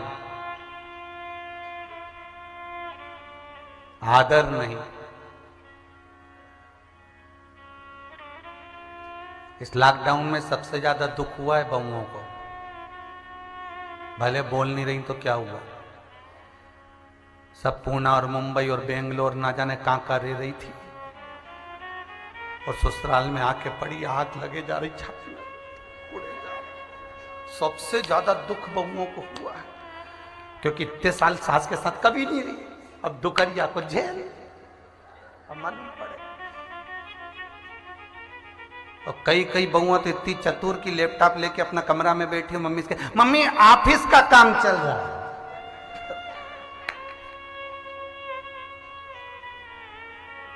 अच्छा बहुवन सोचेगी तो सही है, सियोर वाला महाराज दिन भर बहुओं के पीछे पड़ा रहे। अच्छा पीछे तो हम सासों के भी पड़ जाए रे, पर दिक्कत यह है कि इनका तो जाने का समय, अब ऐसे जाने के समय में इनको सुधारू तो कई मतलब बताओ ईमानदारी का है? अब इनका तो जाने का समय, और इनको अगर सुधार भी दिया तो ये कहीं ऊपर जाके अच्छी करेगी, तो इसलिए तुमको सुधारना, इनसे तो मतलब ही नहीं। ये तो चली, तो अभी इनसे क्या मतलब रखे थे, इनको सुधारो। सुधरना तुमको है, क्योंकि कई बूढ़ी बूढ़ी माताएं कहती हमारी जिंदगी तो निकल गई बेटा, अब थारी बारी है, बस उसी को संभल के चलना है कि अब बारी तुम्हारी। वो कहे आधी कमरिया पे साड़ी, आई आंटी की बारी, अब बारी तुम्हारी, अब तुम्हारा नंबर है, अब साध लो। और जब अपनी बारी आए, संवरने का थोड़ा सा प्रयास करना, जिंदगी को सत्यमय जीना। मेरा बेटियों से, बहुओं से, माताओं से निवेदन है, भगवान को भले ना देखा हो आपने, देवाधिदेव महादेव को भले ना देखा हो आपने, जगत जननी जगदम्बा को भले ना देखा हो आपने, पर घर में अगर बुजुर्ग माँ बाप हैं तो उनको शंकर और पार्वती मानकर उन्हीं की सेवा कर लेना, उनको शिव मानकर उनको साथ लेना, उनका स्मरण करो। शिव मंदिर के द्वार पर पहुंचना, केवल मन में स्मरण कर लो। और आपसे निवेदन एक बहुत सुंदर, आप किसी भी यात्रा पर जाएं, आप कहीं पर भी जाएं, तीर्थ जाएं, चाहे बहन के घर जाएं, भाई के घर जाएं, बंधु के घर जाएं, घर पे जाने से पहले आपके मन में ये आना चाहिए कि मैं जिस गांव में जा रहा हूं वहां का जो भी शंकर मंदिर प्रसिद्ध होगा, जो भी शिव मंदिर श्रेष्ठ होगा, उसका दर्शन करूंगा। अगर शंकर को पाने का लक्ष्य लेकर जाओगे तो बीच राह में अगर कहीं कोई घटना भी घट गई तो जिसका लक्ष्य लेकर जा रहे हो वो साध लेगा, अपने को टेंशन नहीं लेना। उसका लक्ष्य लेकर चलिए कि मैं उससे मिलने जा रहा हूं।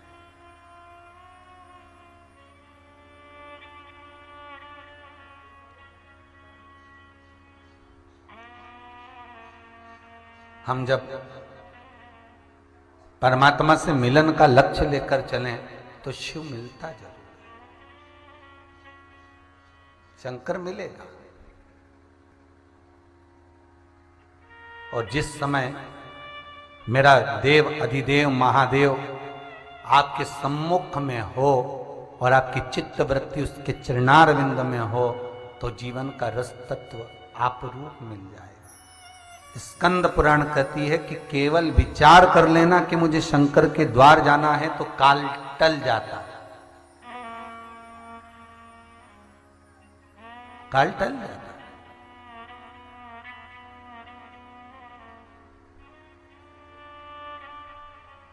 दूसरा कहा स्कंद पुराण में, लिंग पुराण में और नर्मदा पुराण में। कई लोग कहते हैं महाराज कि मंदिर जाओ तो दुख कटेगा। कई लोग कहते हैं मंदिर जाओ तो दुख कटेगा, पर स्कंद पुराण, नर्मदा पुराण और लिंग पुराण कहती है मात्र मंदिर के द्वार पर पहुंच गए तो समझ लो दुख तो वैसे ही कट, अंदर नहीं भी गए तो भी दुख कट गया, तो भी दुख कट गया।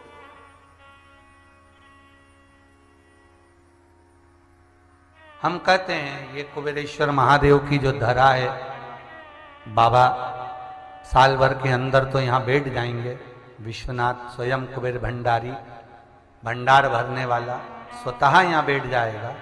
पर इस कुबेर भंडारी की धरा पर इतना जप तप अनुष्ठान चलता है कि यहाँ का एक एक कंकर शंकर है। हम बस अगर कोई आ भी गया, उसने मनोकामना भाव से, चित्तवृत्ति से, मन से जो यहाँ मांग लिया, इतना तो विश्वास है मुझे बाबा पर कि वो दूसरी बार ये कहने के लिए ही आता है कि गुरुजी हमारा ये काम हो गया। इतना विश्वास मुझे मेरे शंभू पर है। और उतना ही विश्वास आपके भीतर होना चाहिए जिस कार्य के लिए आप आए हो। आज अगर अड़ुकिया परिवार श्री सालासर बालाजी की कृपा से कथा करवा रहा है, अड़ुकिया परिवार अगर कथा करवा रहा है तो उसको यह विश्वास होना चाहिए कि आपने कथा किस लिए कराई है। और अगर शंभू पर आपका विश्वास इतना अटल है, इतना प्रबल विश्वास है, तो बाबा आपके कार्य सफल करेगा।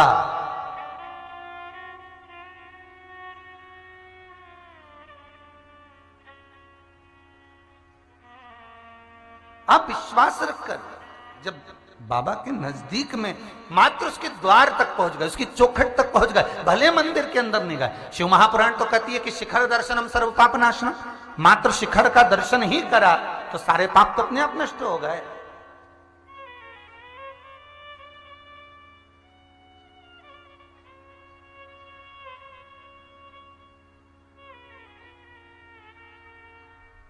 मात्र शिखर का दर्शन ही कर लेने पर सर्व हमारे पाप जितने हैं सब नष्ट हो जाते, मात्र शिखर का दर्शन।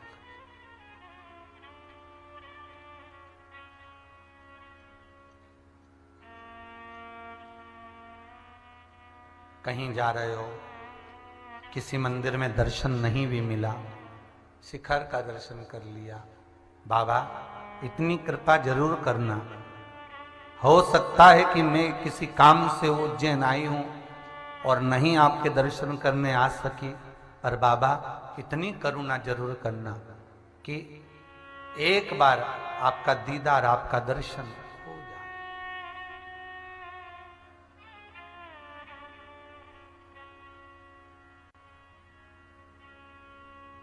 एक बार आपका दर्शन इन नयनों से हो, और केवल मूर्ति का नहीं, केवल स्वरूप का नहीं। अगर आप करुणा सागर हैं, कृपा करने वाले हैं, तो आपका जो मूल स्वरूप है उसका दर्शन भी मुझे हो।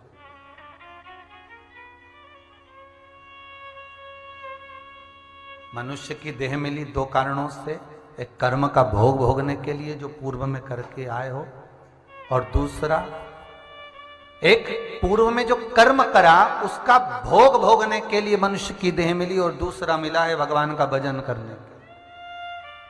पर जिस दिन से पैदा हुए, जिस दिन से जन्म हुआ, उस दिन से बस भोजन में लगे हैं। भेजा था भजन के लिए, लग गए भोजन में। 3 बार भोजन, भजन 1 बार, और उसमें भी उलझन आती है बार। भजन करने बैठोगे, सारे काम उसी समय पर याद आएंगे, उसी समय पर। हमें तो कई बार ऐसा लगता है कि जब पूजन करने बैठते हैं तभी सारी इंद्रियां खुलती हैं, तभी। देखना, जरा दूध रखा है, देखो जरा ध्यान रखो, जरा वो देखना सब्जी वाली लाई हो तो गिलकी ले लेना और हरा धना अलग से डलवा लेना।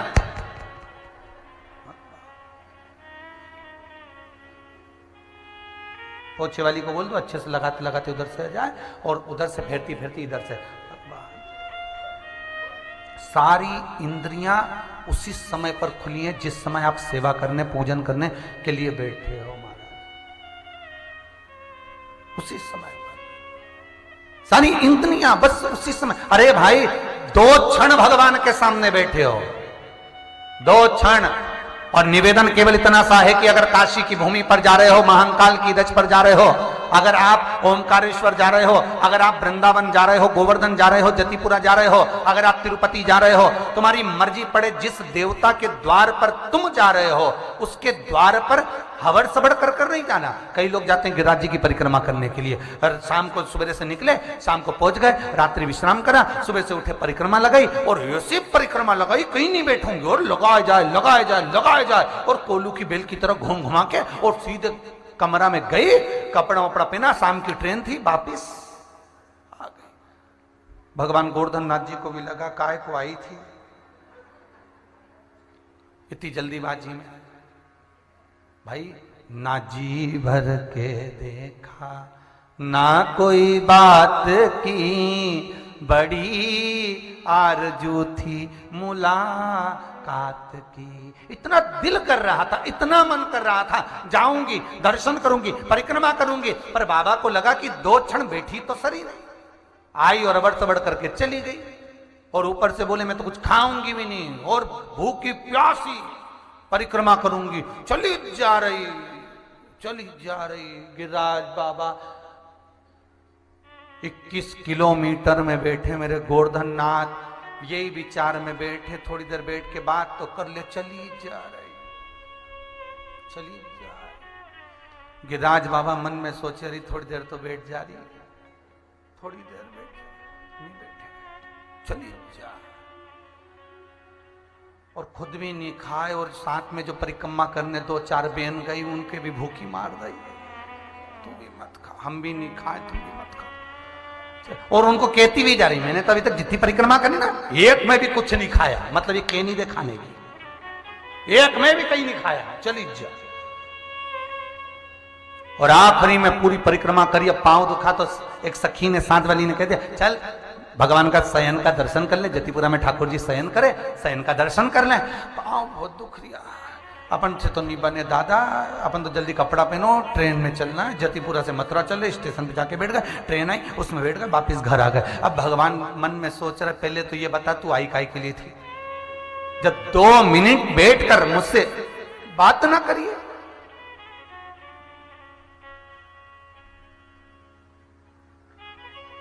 जब 2 मिनट बैठकर तुम मेरे से चर्चा ना करिए तो क्यों आए? आप ओमकारेश्वर जा रहे हो, भले मंदिर में मत बैठो, ओमकारेश्वर की जितनी जगह है भले मंदिर के बाहर चले जाओ, मंदिर के बाहर से भी बाहर चले जाओ, जहां जगह मिल जाए एकांत में बैठ जाओ, है तो उसी की नगरी, उससे चर्चा करो। उज्जैन में जा रहे हो, जरूरी नहीं है कि महाकाल के मंदिर के अंदर ही बैठो, जहां मर्जी पड़े वहां बैठो, है तो वही कंकर शंकर। छिपरा का एक एक तट पर एक एक कंकर है तो शंकर है। काशी में जा रहे हो तो अभी मुक्त नगरी में जहां मर्जी पड़े वहां बैठ जाओ, और उससे 2 क्षण बैठकर बात करो। बाबा बहुत समय के बाद बुलाया, आपसे निवेदन है मेरे भोलेनाथ, तू देते रहना, मैं आते रहूंगी, तू करुणा करने में कमी मत करना, मैं आने में कमी नहीं करूंगी। परंतु इतना लंबा समय हो गया, बहुत समय के बाद ना जाने कितनी जिंदगी निकल गई, जीवन निकल गया, बचपन गया, जवानी गई, हम सब दूर भटक लिए, आखिरी में शिव की शरण में आए। तो भोलेनाथ जी से कहना, जब सब कुछ हार गई, सारी दुनिया से हार गई, तब तेरे पास में आई हूं, अब मुझे बिसराना नहीं भोलेनाथ, अब तो तेरे चरणार बिंदु में रखना। ये व्यापार में दिक्कत आ रही है, व्यवसाय में तकलीफ आ रही है, या किसी न किसी रूप में कोई ना कोई कष्ट आपको लग रहा है। जब मकर राशि में सूर्य प्रवेश करे, मकर संक्रांति के दिन, उत्तरायण जब सूर्य के भाव प्रवेश करे, तो अवधूतेश्वर महादेव का नाम लेकर काली तिल्ली और किसी भी वृक्ष की 5 पत्तियां ले, एक बमूल का कांटा लेकर, और आप दुकान में से उतार लो चाहे शरीर पर से उतार लो, उसको ले जाकर किसी भी चौराहे पर उसको पटक दी। चौरस्ते पर नहीं डाल सकते तो बहते हुए पानी में डाल दी, बहता हुआ पानी ना मिले तो पीपल के वृक्ष के नीचे डाल दी। बहुत भटक लिया मैंने,